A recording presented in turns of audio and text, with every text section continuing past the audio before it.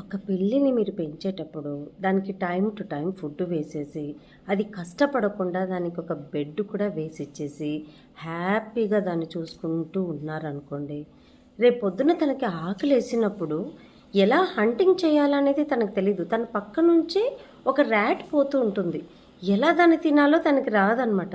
అలాగే మన పిల్లల్ని కూడా మనం ఏదైనా వాళ్ళకి కేర్ చూపించేటప్పుడు రియాలిటీగా కేర్ చూపించాలి.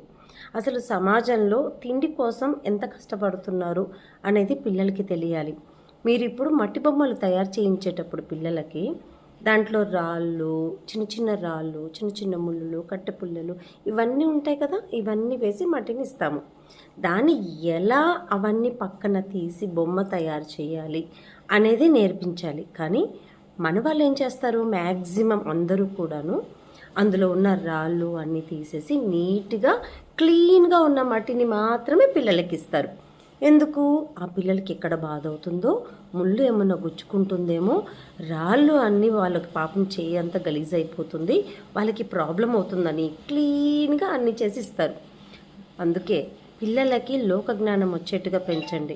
అంతేకాని పిల్లలు ఏమవుతారో మనం వాళ్ళని కేర్ చేయాలి, చూసుకోవాలి అన్నట్టుగా పెంచకండి.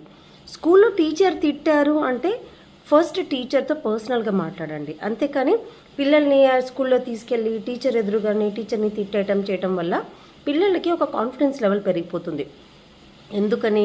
ఓహో, నేను చేసింది కరెక్టే, మా మమ్మీ డాడీ మా రిలేషన్స్ అందరూ నాకు సపోర్ట్ చేస్తూ ఉన్నారు, సో టీచర్దే తప్పు, నేను చదివినా చదవకున్నా పర్లేదు అంటే చదువు వాల్యూ పోతుంది అక్కడ. ఇలా చిన్న చిన్న మిస్టేక్స్ మనం చాలా చేస్తుంటాం కదా.